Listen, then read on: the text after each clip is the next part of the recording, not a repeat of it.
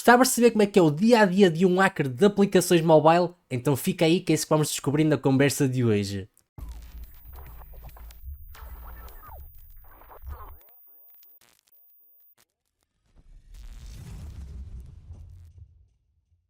E bem, desde já, Orion, queria-te agradecer imenso pela tua disponibilidade por estares aqui e passares um bocado da tua experiência neste âmbito de aplicações mobile, mas se calhar antes de entrarmos já a fundo na parte prática que fazes no dia a dia, as tuas experiências, se calhar fazias uma pequena introdução sobre ti e principalmente como é que tu vieste parar este mundo da cibersegurança, principalmente do hacking em aplicações mobile. Boa, excelente. Tá me ouvindo bem aí? Tudo ótimo, sim. Perfeito. Bom, obrigado pela oportunidade aí, cara, pelo papo, Thiago. É É. muito legal aí compartilhar um pouco de cibersegurança, né? Sempre é bom compartilhar. Bom, meu nome é Orion, então Uhum, sou daqui do Brasil, né? Sou engenheiro aí de cibersegurança, famoso hacker ético. Eu já estou aí há quase 11 anos na área de cibersegurança, uhum. então é com foco em cibersegurança mesmo, tá? Então passei ali por Red Team, passei pela parte de AppSec, enfim, tem um caminho longo aí dentro de segurança, posso falar um pouquinho mais. Pessoalmente, eu sou um cara tranquilo, sou fã de animes, eu acho que dá para ver um pouco aqui. Sou fã de fliperamas, de jogos, né? Jogos antigos, jogos mais modernos. Sou casado, tenho um filho, Jonas, é um mini hacker, de vez em quando ele aparece por aqui, Já estás a passar o mas testemunho. sim, sim, então ele tá seguindo o caminho aí, mas ele, eh, bom, enfim, eu sou invocado com parte de música, sou um músico amador, o que eu faço nas minhas horas vagas, esse é o Orion. Bom, cara, e como que eu caí, né, digamos assim, como que eu vim parar na área de cibersegurança, né, um Eu pouco digo foi isto assim. porque toda a gente tem uma história peculiar para cair nesta área, portanto, toda a gente tem a sua história que é sempre diferente umas É, das sim, outras. sim. Sim, sim. Eu sempre fui um cara curioso, né? Então, eu e meu irmão, meu pai teve aqueles rádios. Eu não sei se o pessoal que vai estar ouvindo a gente, vendo a gente aí, se vai saber, mas tinha uns rádios antigos, antigamente ali, que eles eram de madeira, então você podia desmontar todo o rádio ali, fazer suas configurações. Então, eu e meu irmão, nessa época, a gente já desmontava algumas coisas, os brinquedos, carrinho ali para tirar um motorzinho, alguma coisa assim. Então, eu comecei meio pela curiosidade, acho que como a maioria, né? Só que eu não fui direto para a área de segurança e nem para a área de tecnologia, né? O meu irmão que iniciou um Uhum. curso, é um curso profissionalizante, eu não sei como chamam aí em Portugal, mas é um curso profissionalizante ali de curta duração, e na área da tecnologia. E, em resumo, ele iniciou, me puxou, né? Eu interessei, e daí para frente foi só tecnologia, do meu estágio, as minhas formações acadêmicas, né? Esse meu currículo todo aí foi em cima aí de tecnologia e com viés, obviamente, em cibersegurança, Thiago. É isso, Perfeito. cara. Então de certa forma foste arrastado por influência de famílias. Mas quando tu entraste na área de cyber, tu entraste diretamente na parte de Red Team ou foste primeiro para a parte de AppSec? E mesmo dentro da Red Team foste logo para a parte mobile ou tiveste a lidar com outras vertentes? Ah, Pô, legal. Então, não, eu comecei na área de infraestrutura de redes, a parte ali ok. de administração de redes e serviços, né? Então, serviços web, prover serviços ali de ingresso em redes, né? Em redes corporativas, então, mais nessa parte de network administrator aí. E logo na sequência eu comecei a ver a parte de segurança de redes, né, que aí eram os firewalls, as camadas de segurança ali numa rede, né, e isso começou a me interessar aí um pouco mais. Então eu vim da área, o meu background é network security, então agora, e aí eu fui logo direto para a parte de Red Team, né, segurança ofensiva. E aí dentro de segurança ofensiva, esses 11 anos aí eu tô dentro de 9 anos dentro de segurança ofensiva praticamente, né? Então foi meio que uma transição dentro da área de tecnologia. Então eu vi um pouco de tudo. E aí, logo na sequência, né, dentro de Reddit, eu comecei a ver algumas coisas de mobile. Eu sempre me interessei por mobile, desde a versão mais antiga lá do Android, né? As versões mais Melo, 1.1, que o pessoal falava de vulnerabilidade, não sei o que, aquilo já me interessava. Então, eu já lia um texto aqui, outro ali, alguma coisa sobre isso, tentando ali entender um pouco disso. Naquela altura que os Androids eram todos martelados, uma pessoa trocava de SEO Sim, todas as semanas a meter o iOS no Android. Era uma exato, festa. Ora, exatamente.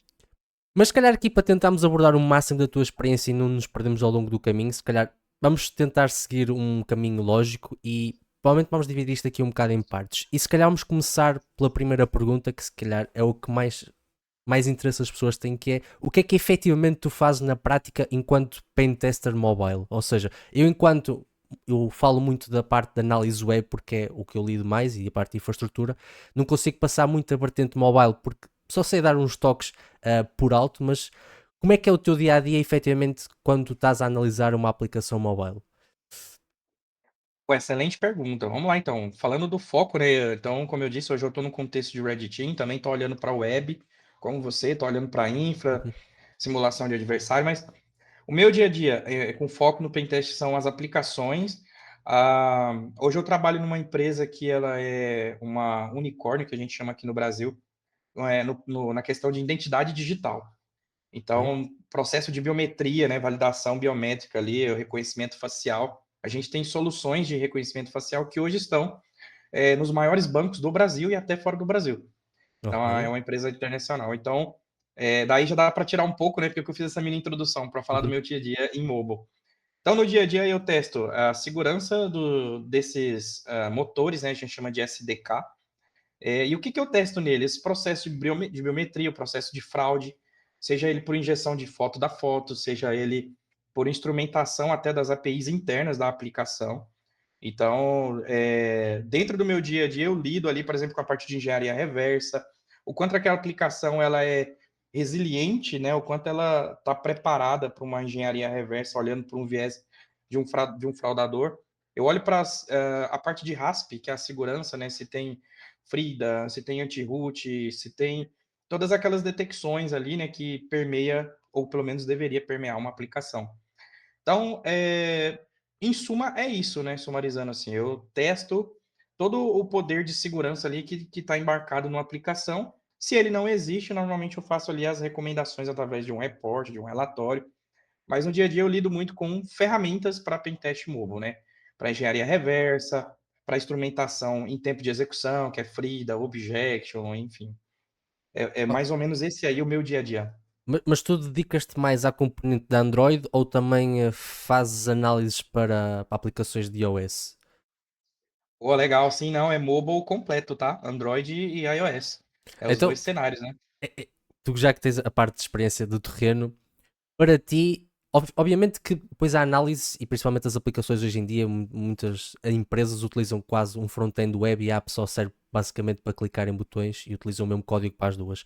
Mas em termos de análise prática, o Android é o que facilita muito mais a vida para fazermos este tipo de análise, porque tendo em conta que a Apple, uma pessoa tem que ter a licença para ter acesso ao debugger e 30 por uma linha, como é que é esses dilemas do dia a dia?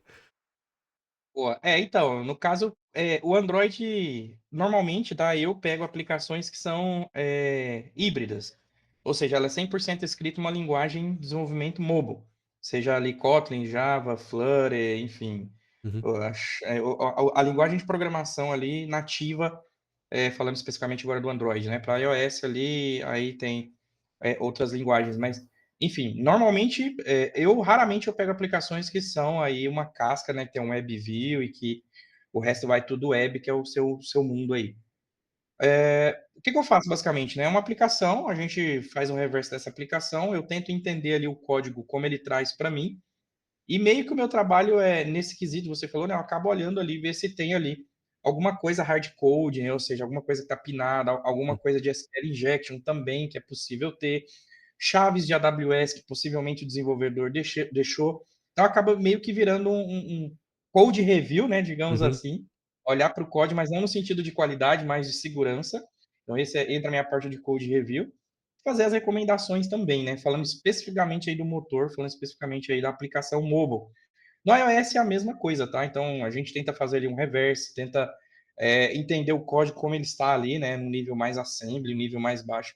No caso do iOS tem pequenas particularidades, mas acaba sendo o mesmo modus operandi ali, a mesma atuação. Perfeito. Eu digo isto no sentido de que, e tu falaste uma coisa muito interessante e que efetivamente se aplica ao dia a dia, que é muitos devs da Android esquecem-se que há malta que consegue descompactar aquilo, na verdade. Então deixam muita coisa lá carregada porque pensam que ninguém vai ver aquilo. E isso é um ponto muito interessante. Mas, tendo em conta aquilo que tu fazes no teu dia a dia, que tipo de conhecimento é que tu achas que uma pessoa tem que desenvolver, aprender? Que tipo de formações, certificações é que achas que são úteis para ela conseguir ingressar, por exemplo, no mercado de trabalho e isso conseguir alavancar na sua carreira? Pô, Thiago, excelente pergunta. Então, aí a gente tem níveis, tá? Mas para Uhum. quem quer ingressar, minimamente você tem que ter aí um conhecimento de uma linguagem de programação mobile, tá? É o que eu digo para rapaziada aí, pessoal, é que você não precisa ser um expert em desenvolvimento de aplicação, mas você precisa entender a lógica do que aquela aplicação está fazendo, né? E pensar fora da caixa, cara. Então, tentar pensar, poxa, isso foi proposto para fazer tal e tal situação. E se eu mudar esse fluxo? Será se eu consigo, né? Primeiro passo, será se eu consigo mudar o fluxo dessa chamada, né? Do que essa aplicação está fazendo aí? Então, qual que é a dica, né? A dica é, comece a estudar uma linguagem de programação mobile. Eu vou dar uma dica aqui, talvez algumas pessoas não gostem, mas é Java. Java, apesar de ser uma linguagem, né, difícil e tal, tem aí toda a sua polêmica, mas eu ainda acho uma linguagem fácil para quem quer aprender mobile, para quem quer trabalhar em segurança de aplicações mobile. E aí de Java, né, você entendendo ali como funciona o Activity, né, você entender o ecossistema de uma aplicação, você buscar conhecer como, aí falando especificamente agora do Android de novo, né? Como o Android se comporta com as aplicações, aí você consegue seguir aí por esse caminho, tá? Então, eu diria isso. Então, noções de desenvolvimento, desenvolver a sua skill de programação para mobile, isso vai ser muito importante na hora de você ler um código, né, e desenvolver isso ao longo do tempo. Diga-se de passagem, eu não sou desenvolvedor, tá? Apesar de que eu crio alguns aplicativos para estudo. Então, olha só, né? Eu não sou um desenvolvedor mobile, mas tenho uma ideia lógica ali de como funciona. Então, eu acho que é isso. Sobre certificações, a gente não tem tantas certificações de mobile no mercado, a gente tem algumas internacionais aí. O pessoal lá da SecOps Group, não sei se o Thiago conhece, é Eu uma acho que já ouvi certificação. falar disso, sim. Eles têm uma certificação aí para mobile, né? Hoje Android e iOS. É uma certificação legal, eu fiz elas. Então, assim, elas são as mais próximas que eu vi de um mundo real, porque ela te dá um aplicativo e espera que você faça realmente um pentest. Você identifique problemas tanto internamente, quanto na API, quanto no back-end ali que comunica com essa aplicação. Então, para mim, é uma certificação completa ali, intermediária. Eu diria que essa certificação é legal. Hoje é a IMAP-T, né, da Learn Security, é a mais conhecida. Ela não reflete tanto um cenário real, mas é uma certificação de peso, né? Então, quem tira ela aí acaba tendo um diferencial no mercado. Só que, como eu disse, né, ela é uma certificação que ela não é tanto no mundo real ali como a da SecOps Group, porque é mais a nível de exploração. Então, você cria uma aplicação para explorar lá a aplicação vulnerável deles. Basicamente, esse é o cenário de uma forma resumida. Eu acho que é isso, cara. Certificações internacionais. Hoje eu estou na GoHacking, sou instrutor aqui no Brasil de uma empresa de segurança ofensiva. Estamos desenvolvendo uma certificação também. Então, hoje o nosso treinamento ele ainda é em português, português Brasil aí. Uhum. Então, dá para entender, né? Se o pessoal for de Portugal, mas a gente está tentando internacionalizar ela também. Tem legenda e tudo mais. Mas certificações de mercado relevantes internacional seria da SecOps Group, seria uma boa pedida aí. Eu acho que aquilo que tu disseste é super interessante e existe um paralelismo e a malta que está a começar neste mundo do hacking vive um bocado iludido por aquilo que vê nos filmes e nas séries e não muito ajustado à realidade. E aquilo que tu disseste é exatamente a mesma coisa que eu tento passar para a minha audiência, mais direcionado para esta parte web, que é, se nós queremos perceber como é que as coisas, ou queremos hackear alguma coisa, nós primeiro temos que perceber como é que as coisas funcionam. Nós temos que perceber como é que o código está montado, como é que ele está construído, e só depois disso é que nós conseguimos começar a idealizar onde é que o programador poderá ter vacilado e ter cometido uma falha qualquer para nós conseguirmos tirar proveito disso. E aquele exemplo que tu deste de nós ter que aprender Java, apesar de ser uma linguagem mais chata no início, mas que depois facilita muito a vida posteriormente, em termos de sistemas operativos também acontece muito com isso com o Windows, não sei se já reparaste, mas por exemplo, uma pessoa que consiga aprender C de início tem uma compreensão muito mais alargada de como é que o sistema operativo está construído, como é que funciona a parte da memória, os alocamentos da memória RAM, os endereços, etc., do que uma pessoa que fica por uma linguagem mais superficial que anda ali muito mais simples na parte de scripting, mas depois também depende muito do objetivo de cada pessoa.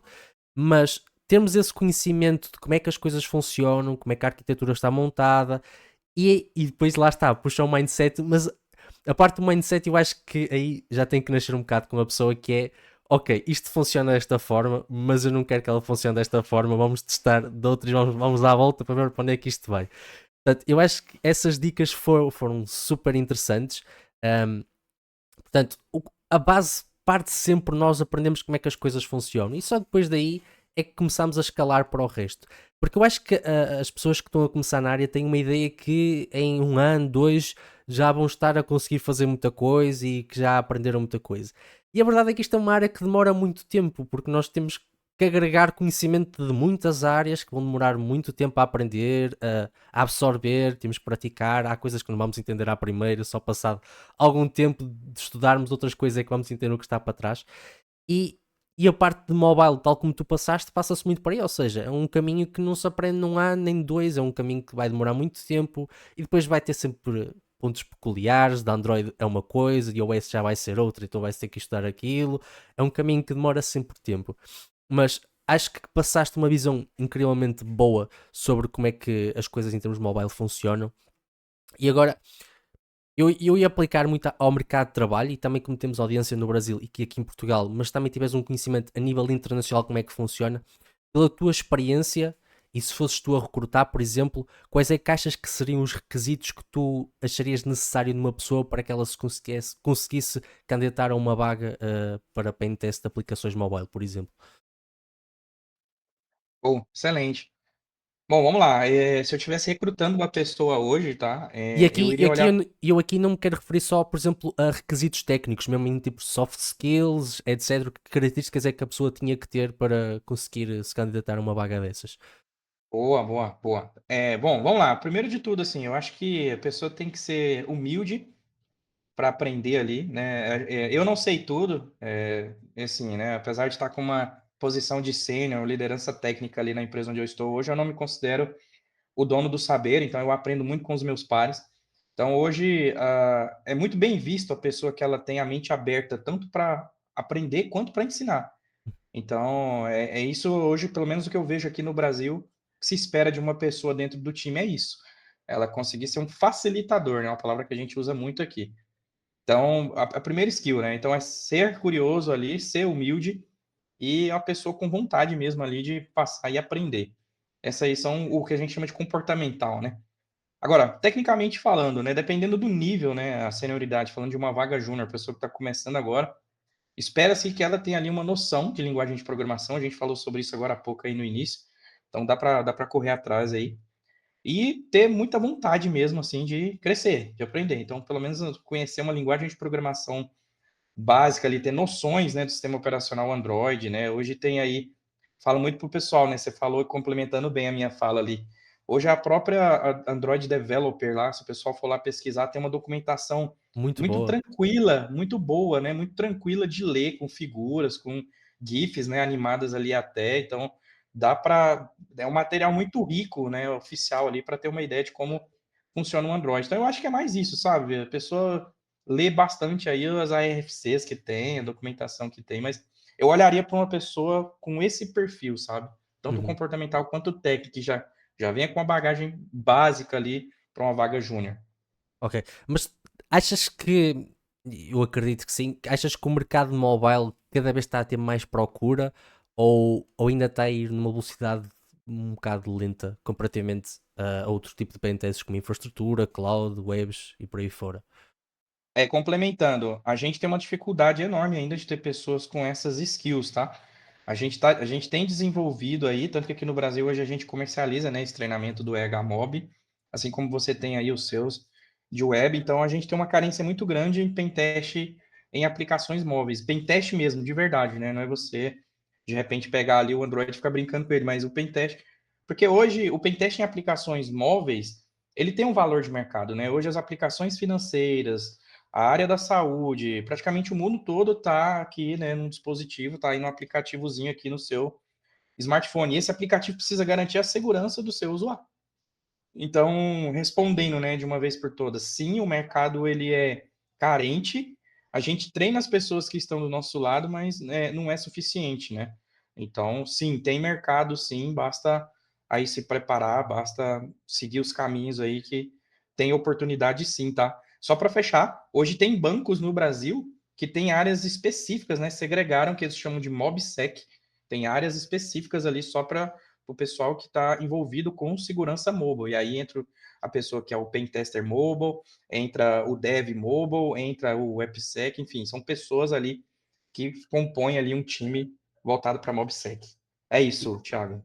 isso é muito interessante porque, tal como disseste, cada vez as partes mais críticas da nossa sociedade estão a passar para a parte mobile, desde bancos, principalmente bancos, que acho que se calhar é um dos setores mais críticos que nós carregamos no telemóvel.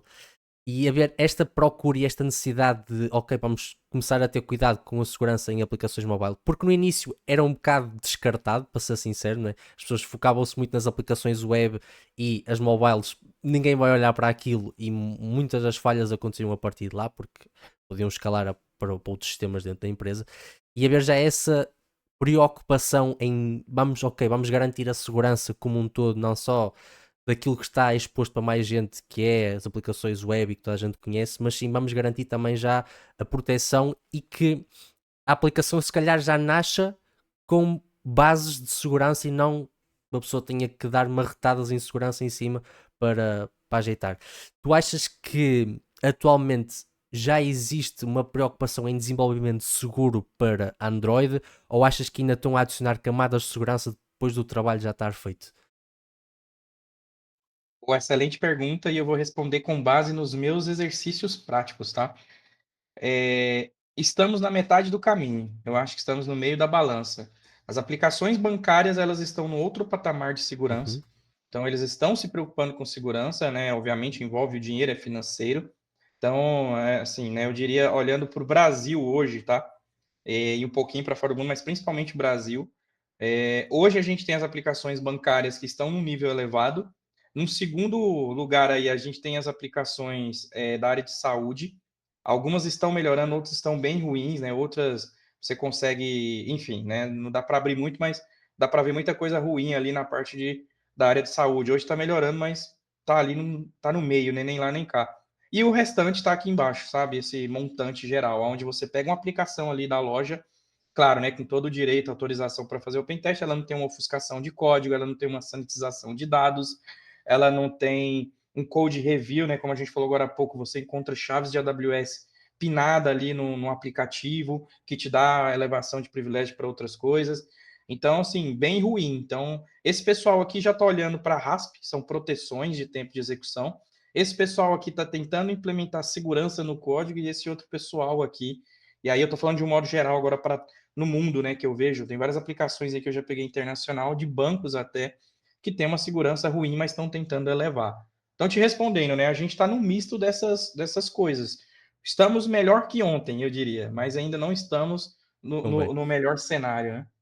Porque se nós pensarmos bem, isto tem mesmo que caminhar para aumentarmos a segurança, porque para além de nós termos aplicações críticas no telemóvel, a maior parte dos dispositivos ou os wearables que nós usamos, como relógios, pulseiras, etc., está tudo conectado ao telemóvel de qualquer das formas.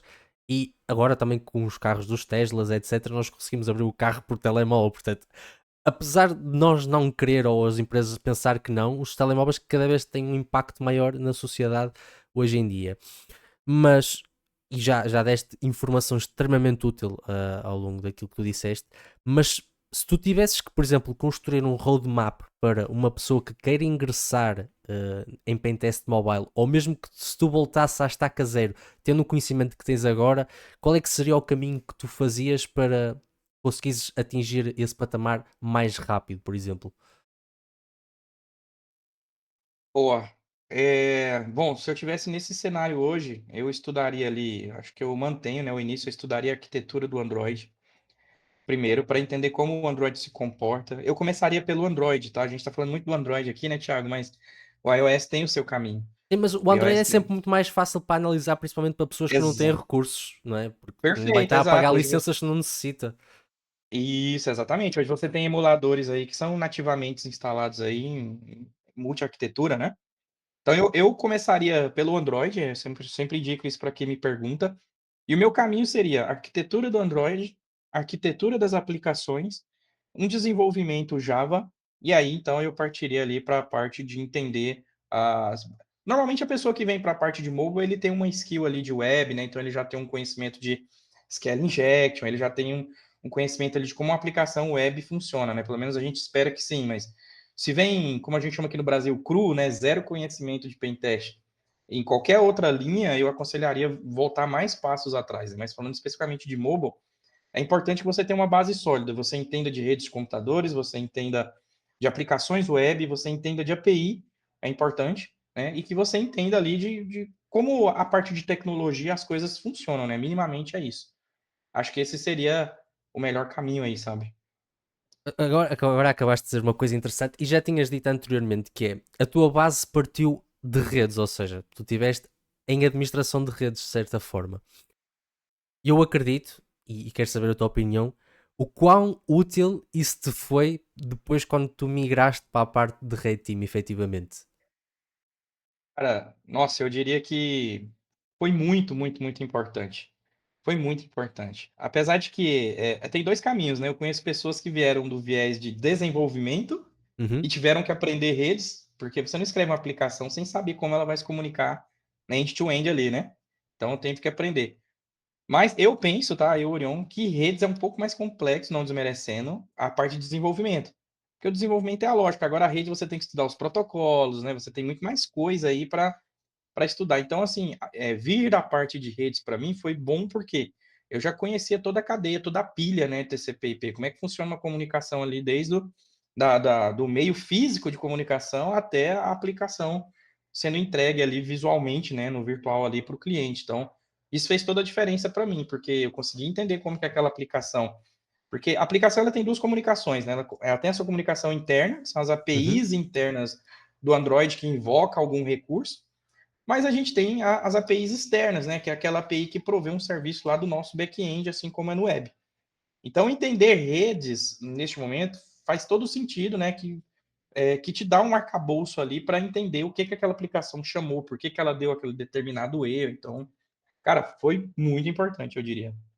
Isso é muito bom de dizer e é mais uma pessoa a comprovar aquilo que eu também vim bem a dizer, que acho que uma pessoa que queira iniciar, pelo menos na parte de Red Team, tem que ter sempre pelo menos três bases, que é a parte de programação, independentemente de uma linguagem que seja.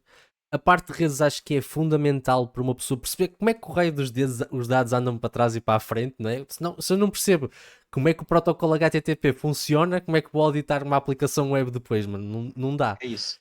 E depois como é que um sistema operativo ou uma infraestrutura funciona, não é? Se uma pessoa está a atacar um web server, tem que saber como é que um web server pelo menos é configurado, que portas é que utiliza, que diretores é que poderá estar a utilizar, fecheiros, etc. E o mesmo se aplica exatamente àquilo que tu disseste do mobile, ou seja, nós temos que perceber como é que o mobile funciona, neste caso, obviamente que depois temos que nos especializar em alguma área, mas perceber como é que o Android funciona, como é que as próprias aplicações interagem com as APIs do sistema, que vai ser muito diferente de como um software num computador funciona, apesar de também ter o mesmo princípio de interagir com APIs, mas é sempre aprender essa base primeiro, e acho que quanto mais sólido tiver essas bases, muito mais simples é depois de fazer a transição para outra área qualquer. Principalmente para uma área que seja similar. Por exemplo, um dev que já tenha muito conhecimento de programação, que saiba construir uma plataforma, já tenha aquele mindset, é muito mais simples depois quando ele está a virar para o outro lado conseguir perceber onde é que poderão estar possíveis falhas, tendo em conta que se fosse ele a construir, onde é que faria? E acho que aquilo que tu disseste vai muito de encontro. Por exemplo, um dev para Android está muito mais à vontade para auditar uma aplicação Android do que uma pessoa que caiu lá do nada, que nem sequer faz ideia como é que aquilo funciona.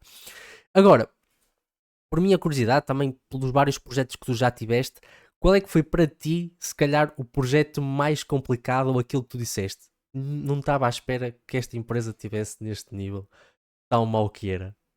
Ou dos mais difíceis que tu já tiveste também em termos de segurança, que efetivamente estava bem robusta e bem implementada?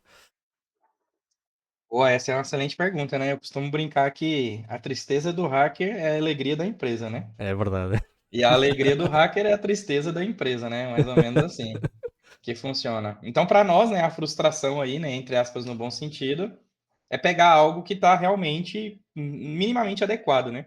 Eu, nos meus pentests, eu uso muito o framework da OASP, a OASP Top 10, tá? Então fica a dica aí até para os teu público aí, uma referência, né? Usem o OASP Top 10, é um bom ponto de partida. Mas enfim, eu uso a OASP Top 10 porque ela tem um guide lá. Além do guide, ela tem ali uns levels, né? Então, levels de proteção. Então, me dá algum checklist ali para eu testar algumas coisas. Pois bem, então, assim, eu acho que antes dessa. A empresa que eu estou atualmente, né, e é até clichê falar, mas a gente está num nível bem elevado de segurança. Então, a gente tem hoje implementado RASP, a gente tem Device Profile, né, que é para a parte de fraude, enfim, a gente tem bastante coisa implementada ali no app para trazer um nível de maturidade, um nível de proteção adequado ali, digamos assim, né? Porque estar protegido é um estado, né? É um Uhum. estado ali, né? Enfim. Mas, fora dessa casa que eu estou hoje, eu tenho um exemplo muito bacana. Foi em uma empresa aí da área de finanças, né? Financeiro, não era um banco, mas era um aplicativo financeiro. E nesse aplicativo financeiro eu pensei, vai ter bastante coisa problemática aqui, porque o pessoal não está olhando para segurança. Então, eu tive dificuldades para fazer engenharia reversa.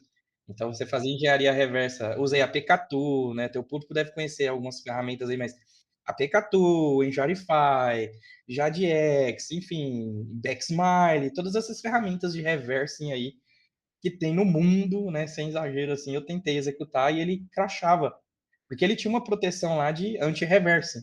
Ok. Então, deu um trabalho absurdo, então consegui contornar, acabei escrevendo script próprio, né? Então, chega um certo nível, né, que você começa a entender, né? Você falando aí agora há pouco, me complementando, que a gente precisa entender a resposta que a aplicação dá para a gente, entender o comportamento, para você tentar contornar. Então, como que eu contornei isso, né? Escrevendo algumas coisas ali, para tentar pelo menos fazer um Uhum. reverse de parte do código, né? Olha que interessante. Então, ele crashava determinado parte, mas eu conseguia fazer por partes separadas. Então foi aí que eu conseguia começar a olhar para o código, mas assim, daí foi só cadeia e cadeia de segurança. Então eu me deparei com proteção ali anti-frida, então não consegui instrumentar a aplicação em tempo de execução na pilha para ver o que ela trazia do outro lado. Então eu não consegui fazer muita coisa ali. Então foi um pen teste aí de umas 160 horas, tá? Para vocês terem uma dimensão. Foi bastante tempo estressando essa aplicação aí para nada, não consegui nada, no máximo esse reverse aí. E E meio que no final do dia era uma POC deles lá, para ver se a solução que eles implementaram estava legal e etc. Então, foi bem legal, mas foi frustrante. E aí, o que que eu fiz nesses casos, né? Assim, até para não deixar a ponta solta, quando eu faço um pen teste e eu encontro um cenário desse tipo onde eu quase não tenho problemas a apontar, eu coloco ali todo o roteiro de testes que eu executei, as ferramentas que eu executei, até para o cliente ter ali uma visão do que foi, com que armas, né, fazer uma analogia, com que armas eu atirei ali contra, o equipamento dele, sabe? No caso, a aplicação. Mas é isso, Thiago, foi o exercício mais frustrante que eu tive na vida aí, foi esse, zero issue, assim, zero problema para apontar para o cliente, Tu, nesse dia. tu durante esses pentests a nível mobile, tu costumas fazer parte do pentest manual e utilizas scanners automatizados para fazer isso? Ou é só um manual que vais para cima? Pô, uma coisa interessante do Pentest Mobile, né, diferente de infra e web, né, você não tem um FUF, você não roda um scan ali, né, de view, você não roda. Pelo menos eu não. O máximo que a gente roda é um mob SF, quando eu falo a gente, é eu e meu time aqui, tá? Essa por acaso eu acho fascinante, acho fascinante. É, Pelo menos para a então a análise gente. estática da aplicação, acho que. Isso. Ele me dá uma visão panorâmica de como aquela aplicação está construída, tá? Mas a maior parte, o resto todo do pentest, ele é manual. Então, claro, a gente usa ferramentas ali para, por exemplo, facilitar um reversing, a gente usa scripts para injetar alguma coisa via Frida, via objection, mas na maioria das vezes tudo isso a gente chama de pentest dinâmico, né? A gente vai interagindo com a aplicação e aí o tempo que a gente vai interagindo com a aplicação, a gente vai vendo a resposta dela. Uhum. Uma coisa que eu sempre falo para o pessoal, eu volto de novo naquele ponto, tá, Thiago? Curiosidade. Você tem que ser curioso. Então, assim, tem vários campos para você preencher um cadastro numa aplicação mobile. Cara, joga qualquer coisa nesses campos e vê o que ele responde, sabe? Começa daí também. Depois começa a olhar por trás dos bastidores aí. Eu uso muito o Burp para olhar a parte de comunicação, né, ali com a API. Então, te respondendo, né, todo o pentest que eu faço em aplicação mobile é aquele checklist da OASP, mas ele é praticamente, eu diria que uns 80, 85% ele é manual. Então, é interagindo ali, escrevendo, injetando e fazendo. Porque agora disseste um ponto curioso, e é esta similaridade, que no fundo, como toda a comunicação é externa, para a maior parte das aplicações estão a interagir com serviços externos e não nada localmente, uh, existe uma pessoa que perceba minimamente do web, vai-se conseguir orientar na parte mobile, porque no fundo é como se quase estivesse a auditar uma aplicação web, porque andam ali as APIs para trás e para a frente, os protocolos, as falhas são as mesmas, tirando aquelas direcionadas efetivamente para a parte do Android, como é que guarda os ficheiros, etc.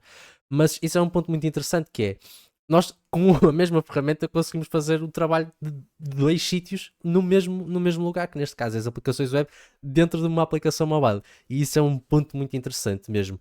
Um, Agora também uma curiosidade minha, e eu acho que esta tecnologia é fascinante, que é a parte de inteligência artificial. Como é que tu achas que a AI irá impactar a parte dos pentests a nível mobile ou mesmo a nível defensivo para proteger mais a aplicação? Achas que vai conseguir dar replace por completo a visão humana da análise crítica em cima da aplicação, ou achas que apenas vai ser um auxiliar como se fosse um scanner uma extra? Pô, cara, excelente questionamento, hein? Eu tenho as minhas preocupações, né? Assim, eu vejo vantagens e desvantagens no uso da IA, tá? Eu acho que a IA, a longo prazo, ela vai conseguir trazer bons resultados. Eu sou a favor da IA, acho que a primeira coisa que eu quero deixar claro é isso, eu sou a favor do uso da IA, tanto no pentest como na área de segurança ofensiva, porque do outro lado, né, o pessoal fraudador, o criminoso virtual, ele está usando a IA a favor dele.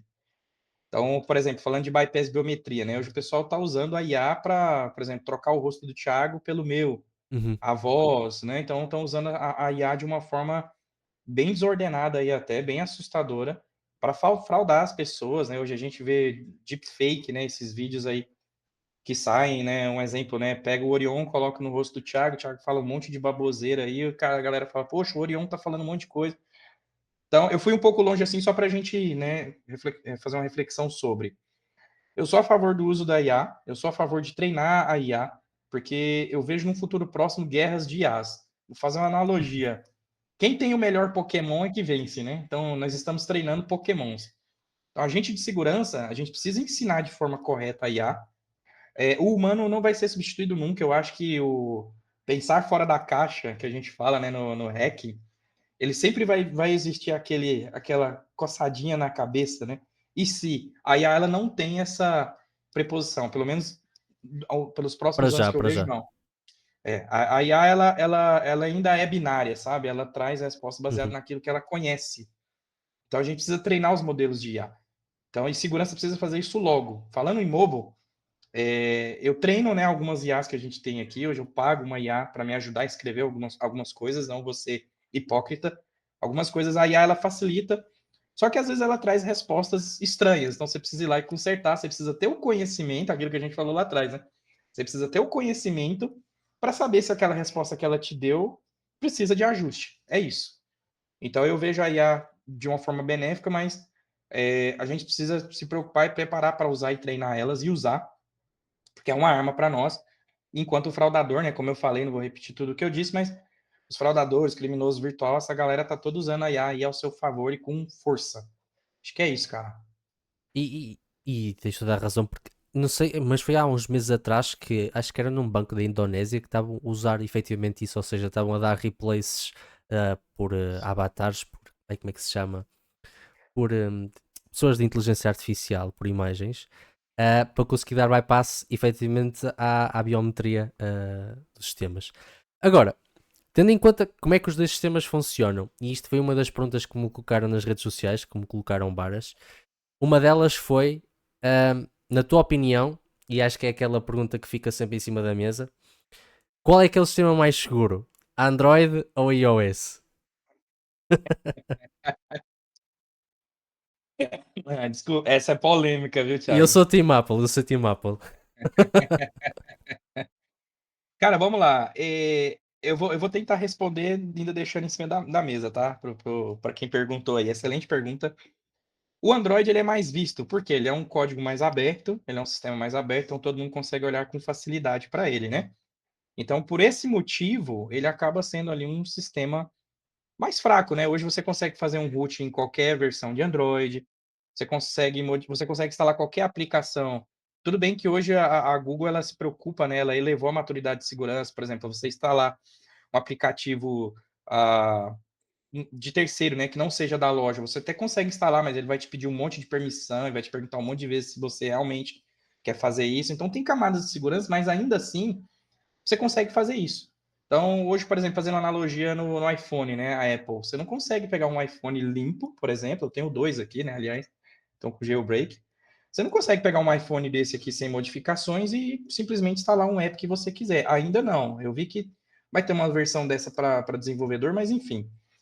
É, respondendo, eu acho que Android, minha opinião, né? Android ele ainda é mais vulnerável a ser tanto o sistema operacional Android, né, quanto as aplicações, por ser um código aberto. Simples assim. Então você tem. Hoje o Android ele é bem conhecido, né? Você pega ali, a gente falou do próprio manual do developer lá do Google. Você consegue lá ler a documentação, entender o que que faz, e ali te dá arcabouço para criar algumas coisas em cima. O iPhone ele é fechado, né? Hoje o pessoal me pergunta, como é que eu estudo o pentest em iOS? Cara, você vai precisar, né? Já começa daí, né? É fechado. Você precisa ter um iPhone e que tenha uma versão compatível com jailbreak. Segundo, você vai gastar grana, né? Você falou aí agora há pouco, você vai ter que usar o Corellium. É o único virtualizador hoje que eu conheço que sobe lá um iPhone mexido, né, para você. Então, por essas questões, eu diria que o Android hoje ele é sim mais vulnerável, mas é porque é o sistema mais utilizado aí, né, mais aberto. E enfim, é um pouco disso. Mas achas que. Mas não acabas por achar que, apesar de ser um sistema mais aberto, ou seja, acaba por ter mais gente a olhar para aquilo e a descobrir mais vulnerabilidades e a corrigi-las mais rápido, de forma a tornar um sistema mais seguro, do que comparativamente com a Apple, em que é um sistema fechado e não tem tanta gente a olhar para aquilo. Portanto, se calhar muitas vulnerabilidades vão passar ao lado porque não existe esse número de pessoas efetivamente a olhar para isso e a tentar corrigir essas vulnerabilidades. Eu concordo contigo, é um pouco disso, sabe? Eu acho que é mais essa questão de quantidade de usuário, né? Se a gente for fazer uma outra analogia aqui, né? Hoje o pessoal usa mais Mac, Linux ou Windows, globalmente falando, né? Uhum, Sistemas operacionais. Eu acho que o pessoal vai. O próprio fraudador ele vai em busca de um público maior, né? Para ele ser mais assertivo. Mas temos sim bastante vulnerabilidades, inclusive, né? Vulnerabilidades críticas aí para a Apple, que são publicadas, alguns CVEs, né? Tem algumas coisas sim. Mas dentro desse contexto eu ainda acho que o Android ele sobressai por esses motivos que eu citei, sabe? Por uhum. ser um sistema amplamente conhecido, né, aberto, e a maioria dos smartphones hoje que você tem em loja, independente da fabricante, é Android. Então, iPhone é iPhone com iOS e pronto, e acabou. Então acaba que é uma arquitetura fechada ali. E faz todo sentido. Outra das perguntas que me deixaram é: pergunta se bug bounty em Android é difícil achar bugs ou não. Ou seja, a complexidade de bug bounties é a mesma para aplicações mobile ou para uma aplicações web. Eu sei que para aplicações web é demasiado batido, ou seja, existe muita gente a cair em cima daquilo. Para aplicações mobile, existe assim uma quantidade tão grande de pessoal a olhar para bug bounty? Ou achas que não? Temos, sim. Hoje, eu não vou citar plataformas, tá? Mas as principais plataformas de bounty hoje, se vocês forem lá e olhar e pesquisar a parte de mobile, dentro da plataforma, pesquisar a parte de mobile, vocês vão ver grandes bounties, inclusive. Eu vou citar alguns nomes: Mercado Livre, o Uber, quem mais? Enfim, sei lá, essas grandes empresas aí, internacional, estão nos programas de bounty com as suas aplicações. As principais aplicações financeiras agora também estão lá, os bancos estão lá nas plataformas de bounty e paga-se muito bem, tá? Por esses bounties. Então, bounties que eu já vi pagar, SQL Injection, ah, clickjacking, olha que engraçado, né? Se você conseguir provar que a sua aplicação está vulnerável ali a uma sobreposição de imagem, eles te pagam um bounty bacana por isso. Enfim, a gente dá para passar o resto do encontro aqui numerando vulnerabilidades mobile, né, para Android. Tem para iOS, mas tem sim bastante coisa lá de mobile para Android, grandes aplicações, como eu disse, pagando excelente bounty, tá? E assim, baseado no que eu vejo, hoje eu também administro uma plataforma de bounty aqui na empresa atual que eu tô, e tem poucos pesquisadores olhando sim para mobile, tá? Não tem tantos como para web. Web é o top one, né, Thiago? É o carro-chefe. São pentesters aí, são hunters ali, pesquisadores para web, mas para mobile tem sim, viu? Oh, perfeito. E disseste um ponto interessante há um bocado e passou-me e agora lembrei-me que é, independente de sistema operativo, se é iOS, se é Android, no fundo o que vai contar é a pessoa que está a usar o telemóvel. Porque independentemente se as aplicações ou o sistema operativo é seguro, existe sempre a componente humana por trás, não é? E eu sei que em aplicações Android existe muito aquela capacidade de os serviços de acessibilidade que permitem literalmente mexer em tudo dentro do dispositivo. E a malta que utiliza o telemóvel às vezes quer instalar aplicações, nem sequer faz jus ou sequer olha para as permissões que estão a dar para essas aplicações, mesmo que seja uma aplicação que teoricamente não tenha nenhum conteúdo malicioso para ser detectado naqueles scanners automáticos da Play Store, etc. Como é que tu achas que o comportamento humano vai evoluir em termos para a parte de mobile? Caramba, cara, essa é uma parte muito legal que eu sempre gosto de comentar, inclusive com o pessoal que não é da área tech, tá? Então, se vai ter alguém assistindo a gente aí que não é da área tech, é o seu momento, né? Aquele momento awareness de segurança, né, Thiago? O que que as aplicações hoje estão fazendo, né? O que que as empresas estão fazendo? Eu sei que o usuário ele quer mexer no celular dele, eu sei que ele acessa qualquer URL, eu sei, o celular é dele, ele é o dono do celular. Então, o que que as aplicações hoje, eu vou contar dois cenários, tá? Rapidinho. O que que as empresas hoje estão fazendo? Estão tratando segurança do lado delas, que é o papel delas. Então, por exemplo, hoje se você não tem um dispositivo homologado, o que que é homologado? Né? Um dispositivo sem modificações, você não instala uma aplicação bancária, por exemplo. Então, é uma forma do banco inibir de que você tem um problema ali com a sua conta, com o seu app do banco, entende? Então, hoje as empresas estão pensando nisso. Artifícios para impedir que o usuário final ali, né, o cliente, o dono do celular, use a aplicação dele num celular que esteja comprometido. Isso é bacana. Mas aí, se você me perguntar, nossa, mas ainda assim a gente vê muita fraude bancária, a gente vê muita fraude. Mas aí o que que acontece, né? O que que os fraudadores estão fazendo? Eles enviam aquele aplicativo falso, a pessoa instala. É mais aquela questão da engenharia social, né? Por isso que eu Uhum. falei agora há pouco que o público não tech tem que estar participando desse papo aqui. O que que é engenharia social, né? É aquele momento de bobeira que você não parou e pensou um segundo e fez uma determinada ação. Você acessou seu aplicativo do banco, você enviou o dinheiro, você instalou o aplicativo malicioso. Ele chega por várias formas, né? Seja por phishing, que é por e-mail, por smishing, que é por SMS, né? Eu, por exemplo, recebo durante o dia aqui várias SMS. Seu banco XPTO nem é meu banco. Sua fatura está vencida. Aí a pessoa vai lá e clica, mas nem é meu banco, entende? Então, falando assim de um contexto global, né, do usuário final do smartphone, ele tem que ter o cuidado com as coisas que ele faz com o celular dele. Então, cuidado com os links que você clica, o que que você acessa, as URLs, né? Então, fica a deixa aí para todo mundo, inclusive para nós de segurança, né? A gente não está isento aí de cair num golpe, né? De você acessar, ser induzido a acessar sua conta, cair numa central telefônica fake, né? Que não é a central telefônica, enfim. Acho que é um pouco disso, Thiago. Essa é a Eu percepção que eu acho, eu acho que esses conselhos são super interessantes, ou seja, a pessoa ter o máximo de cuidado possível e, e acho que existe aquela muita onda também por curiosidade que é meter os telemóveis em root para brincadeiras e uma pessoa que não perceba daquilo que está a fazer, isso é um erro crasso porque afinal de contas nós estamos a dar permissões máximas que as aplicações possam fazer efetivamente tudo aquilo que quiserem dentro do dispositivo e não vale a pena a arquitetura que o Android foi criada, porque no fundo todas as barreiras foram ultrapassadas. Portanto, eu acho que juntando aos conselhos que tu deste, eu se calhar acrescentava a parte de pá, se uma pessoa não percebe muito daquilo que está a fazer, deixem estar o sistema como ele está e não lhe mexam muito, porque se a malta pensou aquilo daquela forma, por alguma razão foi. E outra aí. questão, e outra questão que também me deixaram foi como é que nós podemos monitorizar os nossos telemóveis? Ou seja, vale a pena instalar antivírus ou não? Acho que este também é um grande dilema que existe, que é, será que vale a pena instalar um antivírus no telemóvel? Vamos lá, essa é polêmica também. Vale sim, vale sim, tá? Eu, por exemplo, eu tenho aqui, tá, um antivírus no meu smartphone, principalmente aí para os usuários comuns, tá? Essa vai muito para eles, mas recomendo fortemente que qualquer um de nós tenha um antivírus decente aí e que tenha aí uma VPN também. Sim, um software de VPN, não uma VPN gratuita, uma VPN realmente aí que te dá recursos, porque dependendo do lugar onde você está, né, você vai precisar se conectar de uma forma segura às suas coisas. Mas qual que é a grande sacada de você ter aí um sistema antivírus no seu smartphone? Porque por mais que você esteja navegando ali e faça alguma coisa ou outra, essa vai ser uma camada de segurança ali em determinado momento. Por exemplo, vou acessar um site aqui e esse site está infectado e fez um redirect para um site fraudador ali.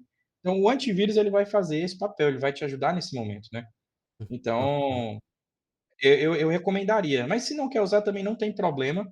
Acho que você falou uma palavra bacana aí. Se você não sabe o que você está fazendo, deixe seu smartphone da forma que ele veio. Porque aqui ele baixa atualizações de segurança, o próprio navegador atualizado, ele te fala se você está indo para um site fraudulento. Então, minimamente você já tem um dispositivo seguro, né? Vou falar entre aspas aqui. E você usa ele conforme ele está programado para ser usado, você baixar as atualizações e parte de segurança. Se você puder comprar um antivírus, tá? Eu não recomendo usar um antivírus gratuito, mas use um antivírus, uma solução paga aí. Hoje você compra o combo, né, Thiago? Você compra aí um antivírus que você coloca num PC, um celular, enfim, você tem até 3 dispositivos, dependendo do valor ali para colocar, mas vale a pena sim, tá? Recomendo fortemente aí para um antivírus para elevar a segurança. Outra questão que agora surgiu-me, e acho que também ia um bocadinho de encontro àquilo que nós estávamos a falar, é: enquanto utilizador normal, achas que as pessoas deviam começar a questionar-se o nível de permissão que as aplicações pedem para aceder, mesmo que não seja necessário para a sua função? Ou tu achas que está a começar a haver um uso abusivo de permissões, mesmo que não sejam necessárias? Por exemplo, uma aplicação que é só para tirar fotos, quer aceder aos contactos e à câmara, a câmara tem que aceder, não é? Mas tem que aceder ao microfone e por aí fora. Qual é que é a tua visão sobre isso? Achas que as pessoas devem começar a ter um espírito crítico e começar a avaliar a aplicação? Ok, ela não precisa ter isto, se calhar não vou dar permissão a tudo, vou só dar permissão àquilo. E se está a pedir assim tantas permissões, se calhar nem vale a pena instalar. Qual é que é a tua visão sobre isso? Poxa, eu vejo assim, a gente é que nós somos os principais responsáveis pela nossa privacidade, né? Então, eu, você aí, o seu público, cada um é responsável pela sua privacidade. Você disse bem, então a pessoa vai lá e instala um aplicativo, um jogo, um joguinho, né? O utilizador lá instala um joguinho. Aquele jogo, ele pede tanta permissão que nem o seu banco pede. Então ele pede tanta permissão e você, eu preciso ceder porque eu quero jogar. Então, assim, você não filtra as suas permissões, né? Você tem que ter esse cuidado, sabe? Então, o recado que eu passo é esse, assim, sabe? A gente ter o cuidado de olhar para essas permissões, sim, com carinho, como a gente chama aqui, e começar a questionar essas permissões, né? Então, os apps, eles são mestres em fazer isso, né? Hoje a gente vê esses jogos aí do Tigrinho, né? Eu não sei como tá aí em Portugal, mas esses jogos de azar aí, né? Que antes era ali no caça-níquel ali, tipo Vegas, hoje tá no celular os jogos de aposta, né? Bet, Tigrinho ali. Dos casinos. E- os cassinos, exatamente, essa palavra que eu tava procurando. Os cassinos virtuais aí. Eles pedem permissões demais, localização. Daqui a pouco você percebe que quando abre o cassino, ele tá invocando ali o aplicativo bancário seu, ou seja, querendo de alguma forma interagir ali com as suas finanças. Então, eu sou super a favor, tá, de que as pessoas elas observem essas permissões e não deem essas permissões de maneira alguma, né? A gente está saindo aqui de um viés tecnológica e indo para a privacidade, né? A gente está indo além. Então, a gente está usando uma tecnologia, mas a gente tem que manter a nossa privacidade. Então, daqui a pouco a pessoa começa a receber um SMS, um e-mail de uma coisa que ela nunca pediu, né? Tá chegando para ela, mas por quê? Alguns dados foram coletados, como a gente fala muito de dado sensível, né? Aqui no Brasil, Thiago, a gente tem a LGPD, que ela é semelhante à da Europa aí, né? A É o GDPR. RGPD. RGPD. LGPD no Brasil, o GDPR é a mesma coisa. Então, assim, tá lá pegando os dados sensíveis seu, né? Que é, por exemplo, idade, altura, como fala, eu não sei como é em Portugal, mas, por exemplo, a origem, a orientação sexual, homem, mulher, né? Enfim, ou cisgênero, enfim, independente do gênero ali. Mas te pede dados que são ultra sensíveis para um aplicativo de joguinho, né? Então, assim, você trouxe muito bem a reflexão, né, a própria câmera, né, você vai usar um aplicativo de câmera ali, ele está te pedindo permissões demasiadas, então muito cuidado com esses aplicativos. Acho que este foi um conselho final e extremamente útil, principalmente para pessoas a nível global, mesmo que sejam pessoas tech, não tech, porque efetivamente os scams andam aí, cada vez estão mais evoluídos e por muito que uma pessoa tenha consciência que eles existem, vai haver se calhar um dia que nós vamos acordar mal disposto, não estamos com as capacidades máximas e vamos acabar. Acho que foi uma conversa super interessante. Abordámos aqui muitos temas interessantes e acho que o conteúdo que tu passaste e a tua experiência foi extremamente útil e que vai ajudar muita gente, principalmente pessoas que querem efetivamente entrar para a parte de mobile. Portanto, mais uma vez, agradeço pela tua disponibilidade e o teu tempo de estares aqui. Portanto, Oriane, muito mais uma vez, muito obrigado pela tua disponibilidade. Obrigado, Thiago, obrigado aí, cara, tudo de bom, estamos aí à disposição para outros encontros aí. Força. Valeu. E bem, malta, foi uma conversa super interessante, cheia de informação e espero que vos ajude. Se tu gostaste deste vídeo, não te esqueças de deixar o like, subscrever aqui o canal e seguir-me nas minhas redes sociais para estar sempre a par de tudo. Portanto, fiquem bem e vemo-nos no próximo vídeo. Até já!